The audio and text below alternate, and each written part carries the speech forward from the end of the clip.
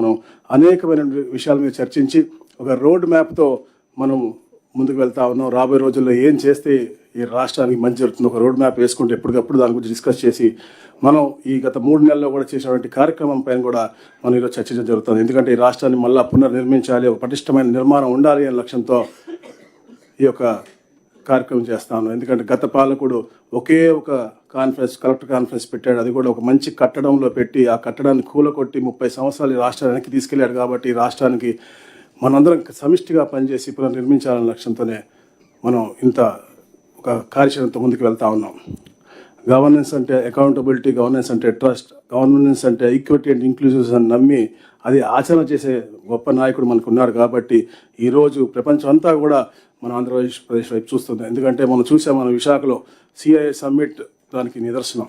Speed of doing business అని చెప్పి మనం ఏది చేస్తా ఉన్నాం, 18 నెలల్లో దాదాపుగా 20 లక్షల కోట్లు పైగా రూపాయలు మనం పెట్టుబడి తెచ్చామంటే అదొక చరిత్రలో ఎవరు కూడా సాధించినటువంటి ఒక మంచి ఫలితం. అది కేవలం టీం కూటమితోనే అది సాధ్యమైందని చెప్పేసి కూడా నేను తెలియజేస్తా ఉన్నాను. అలాగే ముఖ్యంగా యువతకి కళలు ఉంటాయి, ఉపాధి కల్పన. అది ముఖ్యంగా మనందరం కూడా ఎలక్షన్ ముందు కూడా మనం చెప్పి మేము వెళ్ళాము, మీరందరూ కూడా ఒక మార్గదర్శనాలు తీసుకుని క్షేత్రస్థాయిలో అమలు చేస్తూ ఉన్నారు. గౌరవ ఐటీ మినిస్టర్ గారు కూడా ఉపాధి కల్పన మీద పెద్ద ఆలోచన చెప్పారు. కాబట్టి అది కూడా వాళ్ళ యువతకి ఆ కళల సాకారం చేసి సాధ్యమయ్యే విధంగా ఈ యొక్క కార్యక్రమాలు చేస్తూ ఉన్నారు. ఏ రీతిగా అయినా కూడా రాష్ట్రంలో సంక్షేమ ఫలితాలు మనం ఎలాగైతే ఇస్తా ఉన్నామో అందరూ ఇంటికి వెళ్ళి అలాగే సంపద కూడా ఇవ్వాలని చెప్పేసి గౌరవ ముఖ్యమంత్రి గారు, ఉప ముఖ్యమంత్రి గారు ఎప్పుడు అంటూ ఉంటారు. 1 ఫ్యామిలీ 1 ఆంటర్‌ప్రెన్యూర్, అలాగే పబ్లిక్ పీపుల్ ప్రైవేట్ పార్ట్నర్షిప్ అనేది P4 లాంటి కార్యక్రమాలు ఒక మిషన్ మోడ్లో మనం ముందు తీసుకెళ్తా ఉన్నాం. ఈ కూటమికి ఒకటే ఎజెండా, ప్రతి ఇంటికి సంక్షేమం, ప్రతి ఇంటికి సంపద. అలాగే ఎందుకంటే వెల్త్ క్రియేషన్ అనేది ఒక నాయకత్వానికి తప్పకుండా అవసరం. ఎందుకంటే రాష్ట్రం పునర్నిర్మించుకుంటున్నాం కాబట్టి వెల్త్ క్రియేషన్ చేయాల్సిన బాధ్యత అందరికి సమిష్టిగా ఉందని చెప్పేసి తెలియజేస్తా ఉన్నాను. ముఖ్యంగా కలెక్టర్లు అంటే ఒట్టి ఉద్యోగస్తులు కాదు, మీరందరూ కూడా ముఖ చిత్రం. పేద ప్రజలందరూ కూడా గవర్నమెంట్ అంటే కలెక్టర్లే అనుకుంటారు, ఎమ్మెల్యేలను చూస్తే అనుకోరు. సో మీ బాధ్యత, మీ యొక్క నాయకత్వం అంతా కూడా చాలా మీ ఇదంతా కూడా ఈ ప్రభుత్వం యొక్క ప్రతిష్ట పైన ఆధారపడి ఉంటుంది.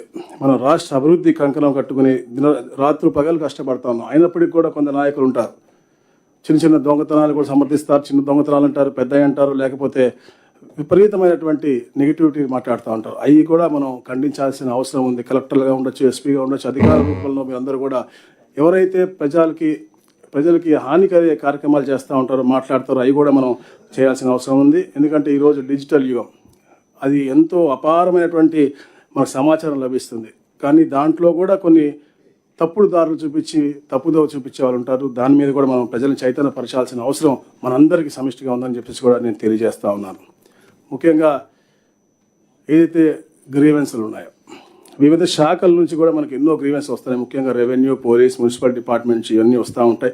వీటిపైన కలెక్టర్లందరూ కూడా ప్రత్యేక శ్రద్ధ పెట్టాల్సిన అవసరం ఉంది. అంటే గ్రీవెన్స్ అంటే ఒకటి మండే అనే కాదు, ఎనీ డే కామన్ మ్యాన్కి గ్రీవెన్స్ అనేది మనకి ఏదో అవైలబిలిటీ స్ట్రక్చర్ అనేది క్రియేట్ చేసింది. ఎందుకంటే గౌరవ ముఖ్యమంత్రి గారు ప్రతి రివ్యూలో కూడా, ప్రతి నెలలో కూడా ప్రతి డిపార్ట్మెంట్ రివ్యూ చేస్తున్న ఏకైక ముఖ్యమంత్రి ఈ దేశంలో ఎవరైనా ఉన్నారు అంటే అది చంద్రబాబు నాయుడు గారు. ఈవెన్ డిప్యూటీ సీఎం గారు సబ్జెక్ట్ కూడా రివ్యూ చేసి, ప్రతి ఒక్క సబ్జెక్ట్ కూడా రివ్యూ చేసి దాన్ని పరిష్కార మార్గాలన్నీ కూడా వారు మనకి వే ఫార్వర్డ్ చెప్తా ఉన్నారు. కాబట్టి ఆ ఆచరణలో కూడా మనం అన్ని కూడా క్షేత్రస్థాయిలో మనం అందరం కూడా అమలు చేయాలని చెప్పేసి కూడా నేను మీ అందరినీ కూడా కోరుతా ఉన్నాను. అలాగే అవినీతి రహిత పరిపాలన అందించాలని చెప్పేసి కూడా మన గౌరవ ముఖ్యమంత్రి గారు ఎల్లప్పుడూ తెలియజేస్తూ ఉంటారు. అది కూడా క్షేత్రస్థాయిలో మనం అమలు చేయాల్సిన బాధ్యత మనకుందని చెప్పేసి కూడా తెలియజేసి, ముఖ్యంగా ఏదైతే ప్రభుత్వం వివిధ పారిశ్రామిక మరియు పారిశ్రామికేతర ప్రయోజనాల కోసం మనం డిపార్ట్మెంట్స్ కానీ, కార్పొరేషన్స్ కానీ, సంస్థలు కానీ ఉచితంగా లేదా మార్కెట్ వాల్యూతో పాటు మనం భూములు ఇప్పుడు ఇచ్చామో, అవన్నిటి కూడా ల్యాండ్ యొక్క యూటిలైజేషన్ అలాగే గ్రౌండింగ్కు సంబంధించి కూడా మీ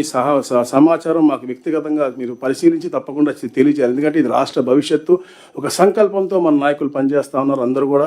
సో ఈ టీంకి ఏదైతే ఇప్పుడు భూములు ఇస్తూ ఉన్నారు, ప్రతి రాష్ట్ర నలుమూలలో కూడా ఇస్తానో వాటి యొక్క గ్రౌండ్ స్టేటస్ కూడా ఎప్పటికప్పుడు మీరు ఒక ప్రిస్క్రైబ్ ఫార్మాట్లో ఏదైతే మన స్పెషల్ సిఎస్ గారు తమకు పంపిస్తారు, దాంట్లో మీరు అందరూ కూడా చెప్పాల్సిన బాధ్యత మీకు ఉందని కూడా మీకు గుర్తు చేస్తూ ఉన్నాం. అలాగే ఇటీవల కూడా చాలా నిర్ణయాలు తీసుకున్నాం రెవెన్యూ శాఖలో కూడా. ఎందుకంటే అంటే గ్రీవెన్స్లు తగ్గించడం కోసం కూడా సాదా బైనామా మీద కూడా మనం సమయం ఇచ్చాము. 31/12/2027 దాకా ఇచ్చాము.